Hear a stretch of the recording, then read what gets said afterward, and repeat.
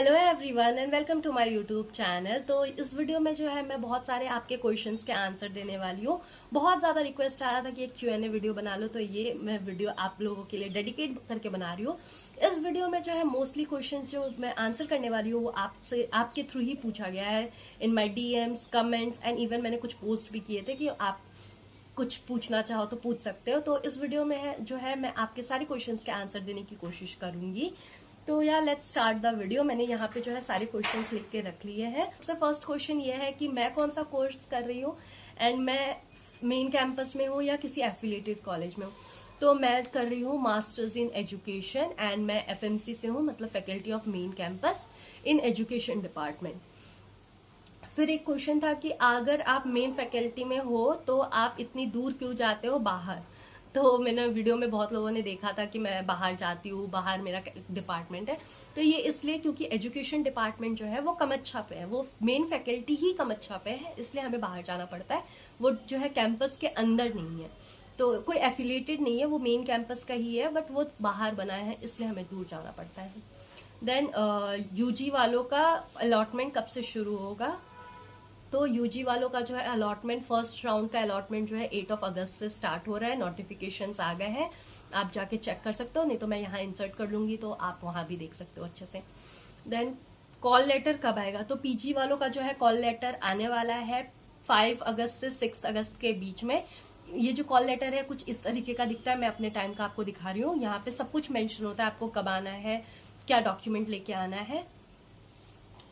मेरे पास caste certificate नहीं है, बनने में टाइम लगेगा, तो उसके लिए क्या करें।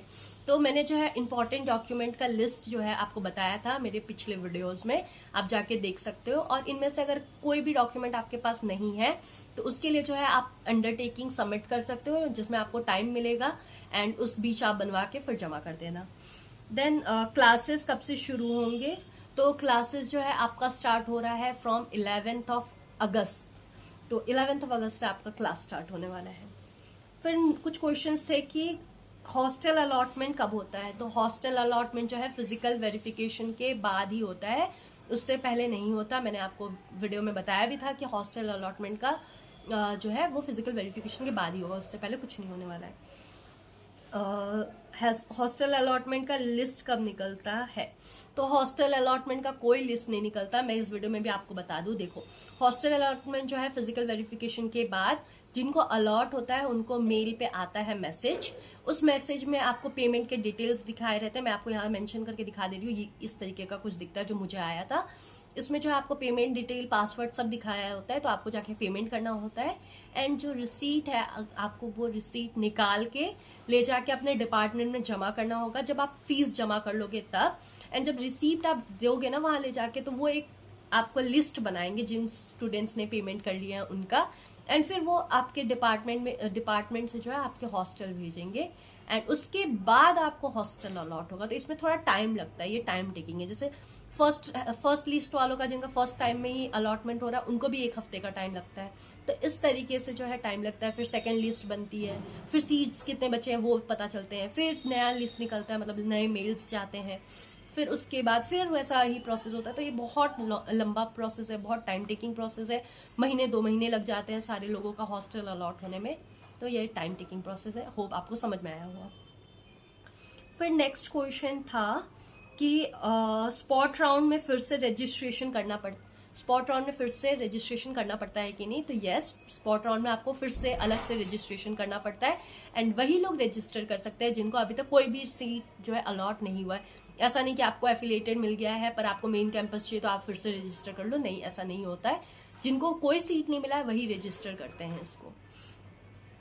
फिर एक क्वेश्चन था कि जिनका अपडेट पे लगा हुआ है उनको कॉल लेटर आएगा कि नहीं। तो हाँ, जिनका अपडेट पे लगा है उनको भी कॉल लेटर आएगा, उनको जहां पे हुआ है अब तक वहीं से कॉल लेटर आएगा। देन नेक्स्ट क्वेश्चन है कि जब तक हॉस्टल अलॉट नहीं होता तब तक कहाँ रह सकते हैं। तो सी आसपास जो है BHU के बहुत सारे रूम्स मिलते हैं, इवन PGs है जहां आप रह सकते हो। कुछ स्पेसिफिक एरिया जो सामने पड़ेगा वो है हैदराबाद गेट, नरिया साइड, दुर्गा कुंड, ये सारे एरिया में जो है आपको अच्छे रूम्स मिलते हैं, अच्छे पीजीज मिल जाते हैं जहां आप रह सकते हो। इवन आप ग्रुप में मिलके, जो आप फिजिकल वेरिफिकेशन में जो लोग आएंगे उनसे मिलके ग्रुप में ले सकते हो, एंड जब आपका अलॉट हो जाए तो आप छोड़ के शिफ्ट कर सकते हो। बहुत सारे लोगों का ये क्वेश्चन था कि डिपार्टमेंट्स कैसे हैं, तो सारे डिपार्टमेंट बहुत अच्छे हैं, बहुत सही है। फिर एक क्वेश्चन है कि आप कौन सा फोन यूज करते हो वीडियो बनाने के लिए। तो मैं वीडियो बनाने के लिए नथिंग 1 फोन का यूज करती हूँ, एंड इसके अलावा मैं कोई फोन, कैमरा, किसी चीज का यूज नहीं करती। इसी फोन के थ्रू मैं सारी वीडियोस बनाती हूँ। नेक्स्ट क्वेश्चन है कि BHU जो है गर्ल्स के लिए सेफ है कि नहीं। ये तो बहुत ज्यादा मोस्ट आस्क्ड क्वेश्चन है। तो यस, BHU जो है गर्ल्स के लिए सेफ है, बट ऐसा भी नहीं है कि आप बाहर कभी भी कहीं भी घूम सकते हो। नहीं, थोड़ा अकेले घूमना रिस्की हो सकता है, तो अकेले ना घूमो। देन नेक्स्ट है 75% अटेंडेंस कंपलसरी है। हाँ, 75% अटेंडेंस सच में कंपलसरी है। ऐसे होता है ना, स्टार्टिंग में हम सोचते क्लासेस नहीं हो रहे, लोग नहीं आ रहे, तो हम भी नहीं जाएंगे, पर एंड में जब एग्जाम्स आते हैं ना तो बहुत प्रॉब्लम क्रिएट हो जाता है। इवन हमारे डिपार्टमेंट में तो जब हम फर्स्ट सेमेस्टर में थे, जिनका 75% अटेंडेंस नहीं था उनको रोक दिया गया था एग्जाम देने से, मतलब पूरा ईयर बैक लगा उनको इवन निकाल भी देते हैं। असाइनमेंट्स उनके मार्क्स काउंट नहीं करते। अलग अलग डिपार्टमेंट में अलग अलग चीजें वो करते, जैसे कुछ लोगों के डिपार्टमेंट में वो असाइनमेंट के मार्क्स ही काउंट नहीं करेंगे। तो 75% attendance is compulsory. Please attendance पूरा करो, लास्ट में आपको प्रॉब्लम ना हो, क्योंकि स्टार्टिंग में तो आपको लगता है कि अरे कोई प्रॉब्लम नहीं है, बट लास्ट में आपको प्रॉब्लम हो सकती है। देन नेक्स्ट क्वेश्चन है टीचर्स कैसे हैं। तो यहाँ के टीचर्स काफी अच्छे हैं, पर ये डिपेंड करता है कि कौन सा डिपार्टमेंट है। और थोड़े टीचर तो देखो, हर टीचर एक दूसरे से अलग होता है, तो आप किसी स्पेसिफिक टीचर का अच्छा बोल सकते हो, कोई स्पेसिफिक टीचर को बुरा बोल सकते हो, तो ये डिपेंड करता है। देन नेक्स्ट क्वेश्चन था कि आपको फर्स्ट डे पे ही हॉस्टल कैसे अलॉट हुआ। तो मैंने ये भी एक वीडियो में बताया था कि मुझे तो फर्स्ट डे पे ही हॉस्टल अलॉट हो गया। तो बहुत लोगों का ये क्वेश्चन था कि मैंने उस वीडियो में बताया कि इतना टाइम लगता है, तो मुझे कैसे फर्स्ट डे पे अलॉट हो गया।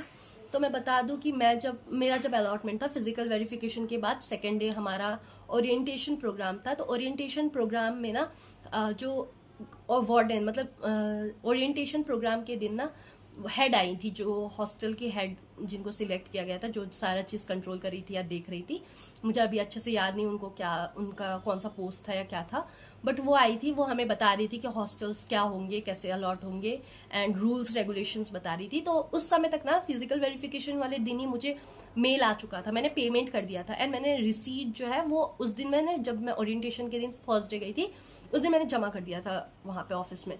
तो मुझे अभी जो था वेट करना था कि वो स्पेसिफिक पूरा लिस्ट बनेगा, जाएगा वार्डन के पास, फिर मुझे रूम मिलेगा। तो ये थोड़ा लंबा प्रोसेस था, पर फिर मुझे ये भी लग रहा था कि मैंने पेमेंट कर दिया है, रिसीट जमा कर दिया है, तो 4-5 दिन या 1 हफ्ते के लिए मैं कहाँ रहूं। रूम भी लूंगी तो मुझे सारी चीजें अरेंज करनी पड़ेगी, पीजी भी लूंगी तो पूरे महीने का पेमेंट करना पड़ेगा।